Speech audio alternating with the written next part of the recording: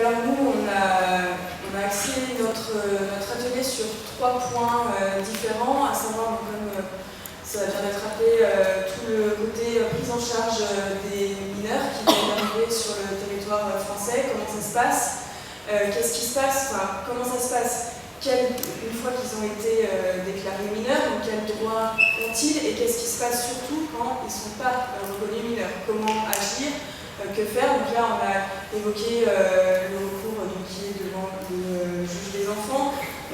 C'est un contentieux qui est difficile parce qu'on s'oppose tout de suite à des problématiques d'évaluation qui sont faites par l'ASE, ce qui repose sur des critères malheureusement qui sont assez subjectifs sur la façon de s'exprimer, sur la façon de se tenir, sur la carrure physique. Donc ça c'est assez dramatique.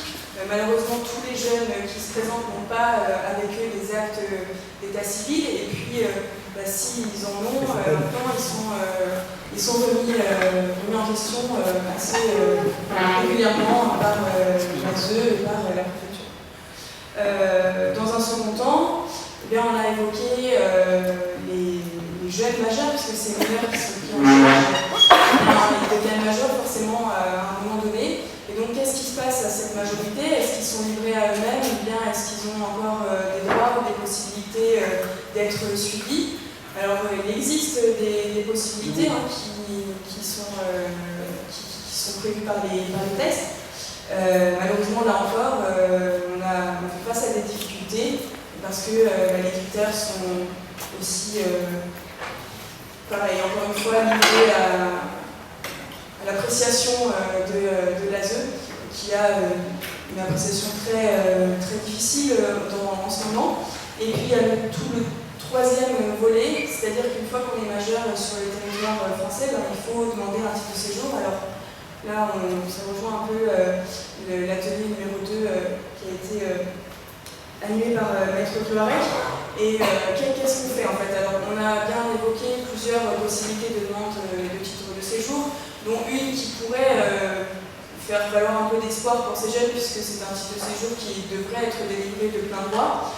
Mais malheureusement on se rend compte qu'en fait en Sarthe, et on avait des intervenants aussi de Mayenne, donc on a pu se rendre compte qu'effectivement ici aussi en Mayenne, eh bien, la préfecture ne prend pas la peine en ce moment d'étudier les dossiers au fond, puisqu'on est sur une politique de contestation systématique des actes de naissance qui ont été présentés pourtant une première fois, qui ont été validés par le juge des enfants, qui ont été même des fois validés par la PAF ou alors légalisés par les ambassades. Mais on a cette préfecture qui vient refuser de reconnaître la légalité de ces actes et qui, par conséquent, refuse systématiquement de délivrer un titre de séjour.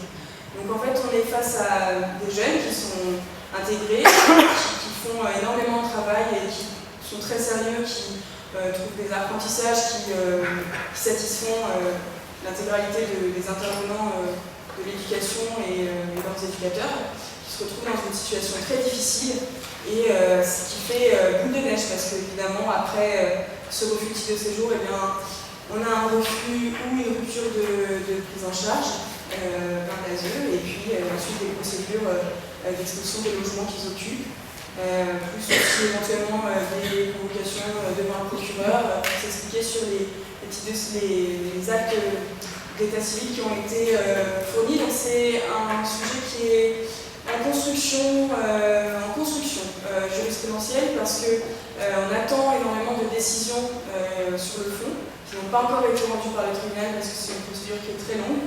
Donc pour l'instant on est dans l'expectative pour savoir si les arguments et les fondements juridiques qu'on a développés vont aboutir ou pas. Voilà. Merci.